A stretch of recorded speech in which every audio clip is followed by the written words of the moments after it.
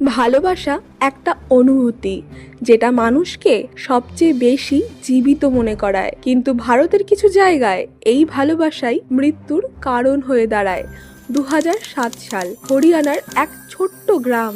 সেখানে দুই তরুণী শুধু একে অপরকে ভালোবেসেছিল, কিন্তু সমাজ সেই ভালোবাসাকে মেনে নিতে পারেনি।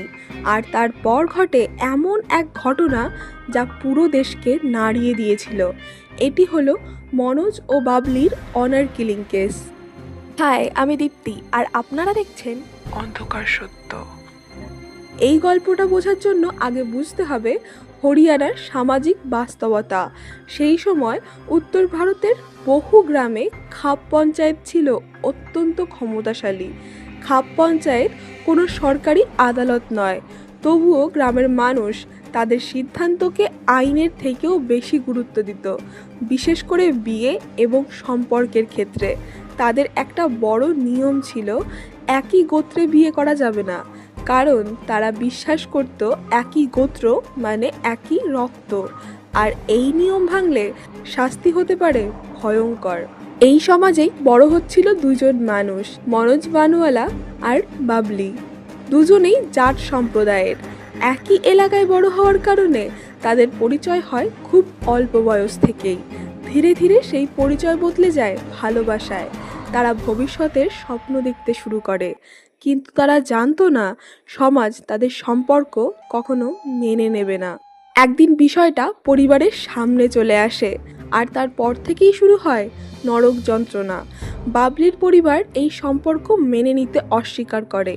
তাকে বাড়ির মধ্যে আটকে রাখা হয়, মনোজকে হুমকি দেয়া হয়, গ্রামের মানুষও চাপ দিতে শুরু করে। তাদের বলা হয়, এই সম্পর্ক শেষ করো, নইলে ফল খুব খারাপ হবে। কিন্তু ভালোবাসা তখন ভয়ের থেকেও বড় হয়ে উঠেছিল। 2007 সালের জুন মাসে মনোজ আর বাবলি বাড়ি ছেড়ে পালিয়ে যায়। তারা আইন মেনে বিয়ে করে। তাদের মনে হয়েছিল হয়তো এখন সব ঠিক হয়ে যাবে, কিন্তু বাস্তবে সবচেয়ে ভয়ঙ্কর অধ্যায় তখনও শুরুই হয়নি। বিয়ের খবর গ্রামে পৌঁছাতেই পরিস্থিতি বিস্ফোরক হয়ে ওঠে। খাপ পঞ্চায়েত জরুরি বৈঠক ডাকে। তারা ঘোষণা করে এই বিয়ে অবৈধ।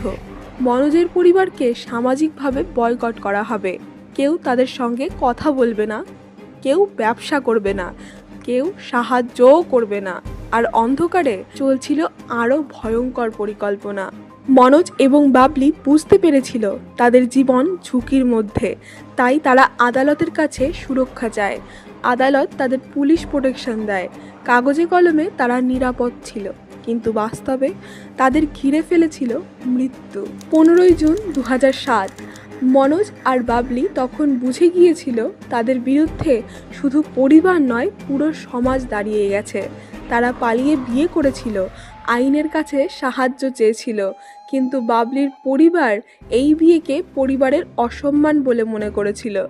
আর সেই অসম্মান মুছে ফেলতে তারা এমন একটা সিদ্ধান্ত নিয়েছিল যেটা পরে পুরো দেশকে স্তব্ধ করে দেয়। তদন্ত অনুযায়ী এই হত্যাকাণ্ডে জড়িয়ে পড়ে বাবলির নিজের পরিবারের কয়েকজন সদস্য। এর মধ্যে ছিল বাবলির ভাই, কাকা সম্পর্কিত আত্মীয় এবং পরিবারের ঘনিষ্ঠ কয়েকজন লোক। তাদের বিশ্বাস ছিল বাবলি পরিবারের সম্মান নষ্ট করেছে, আর সেই সম্মান ফিরিয়ে আনতে মনোজ এবং বাবলি দুজনকেই মরতে হবে। পরিকল্পনা ধীরে ধীরে তৈরি হচ্ছিল। কোথায় তারা আছে, কোন পথে পালাচ্ছে, কিভাবে তাদের খুঁজে বের করা যায়, সব কিছু নিয়ে আলোচনা হচ্ছিল। আর তারপর সেই দিন এসে যায়। মনোজ আর বাবলি সেদিন একটি বাসে করে যাচ্ছিল। তারা হয়তো ভাবছিল আর একটু দূরে পৌঁছাতে পারলেই নতুন জীবন শুরু হবে, কিন্তু তারা জানতো না মৃত্যু ইতিমধ্যেই তাদের পিছু নিয়েছে। একটি কালো স্করপিও গাড়িতে বাবলির পরিবারের কয়েকজন সদস্য তাদের খুঁজছিল। গাড়ির ভেতরে ছিল রাগ, অপমান আর প্রতিশোধের আগুন। তাদের কাছে এটা খুন ছিল না, তাদের কাছে এটা ছিল সম্মান রক্ষা করার কাজ। হঠাৎই স্করপিওটি বাসের সামনে এসে দাঁড়ায়। ড্রাইভার জোরে ব্রেক করে, পুরো বাস কেঁপে ওঠে। যাত্রীরা আতঙ্কিত হয়ে পড়ে। তারপর কয়েকজন লোক দ্রুত বাসে উঠে আসে।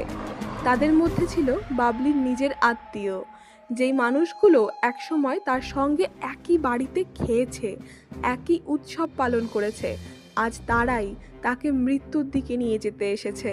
মনোজ বাধা দেওয়ার চেষ্টা করে, কিন্তু সংখ্যায় তারা ছিল অনেক বেশি। বাবলি কাঁদছিল, চিৎকার করছিল। সে হয়তো বুঝতে পেরেছিল এই মানুষগুলো তাকে আর বাড়ি ফিরিয়ে নিয়ে যাবে না।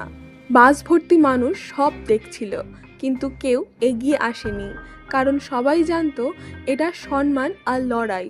আর সেই শব্দটার সামনে মানবতা সেদিন হার মেনে গিয়েছিল। মনোজ আর বাবলিকে জোর করে বাস থেকে নামানো হয়, তাদের স্করপিওতে তোলা হয়, আর তারপর গাড়িটি দ্রুত অন্ধকার রাস্তার দিকে চলে যায়। এটাই ছিল তাদের জীবনের শেষ যাত্রা। অপহরণের পর মনোজ আর বাবলি হঠাৎই যেন পৃথিবী থেকে হারিয়ে যায়।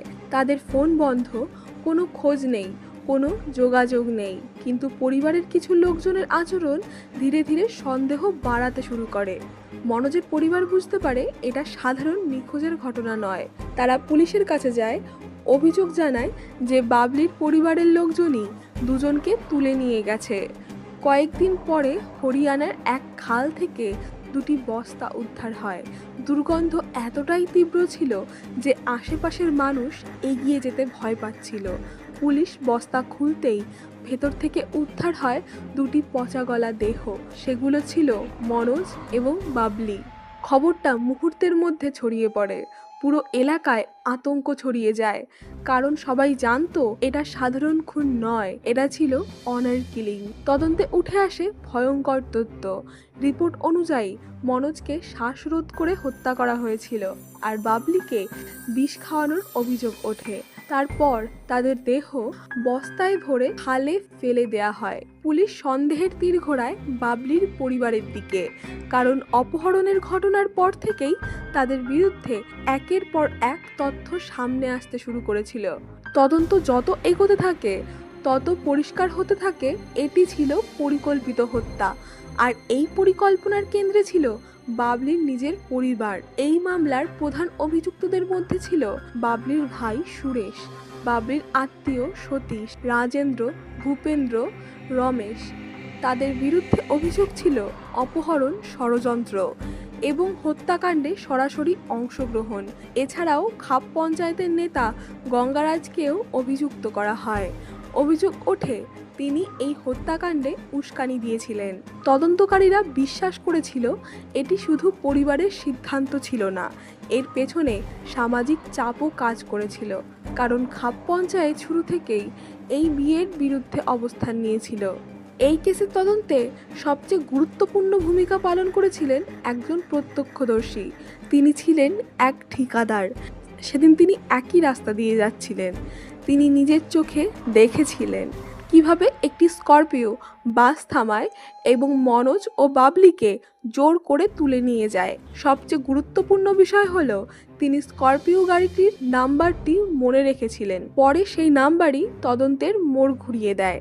পুলিশ স্করপিও গাড়িটি খুঁজে বের করে। সেখানে তারা উদ্ধার করে বাবলির গয়নার অংশ, মনোজের জামার বোতাম, ব্যক্তিগত জিনিসপত্র। এই প্রমাণগুলো অভিযুক্তদের বিরুদ্ধে কেসকে আরও শক্তিশালী করে তোলে। কিন্তু এই কেস এত দূর পৌঁছাতো না যদি একজন মানুষ হাল ছেড়ে দিতেন। তিনি ছিলেন মনোজের মা।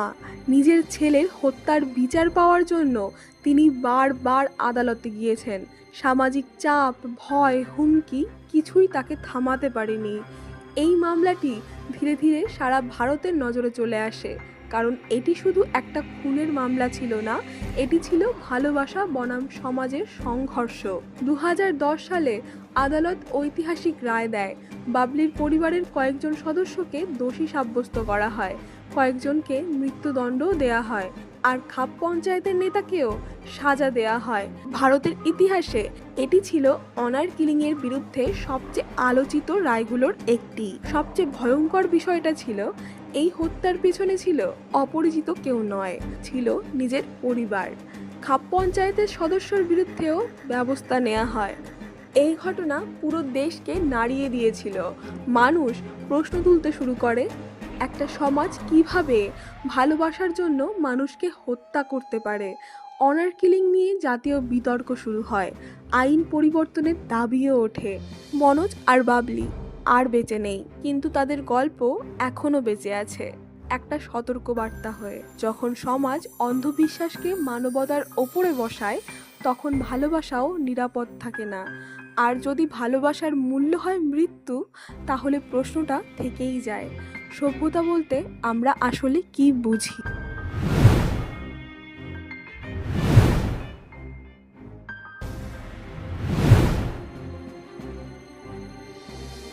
আজকের মতো এই পর্যন্তই, দেখা হবে পরের ভিডিওতে। ভালো থাকবেন সবাই।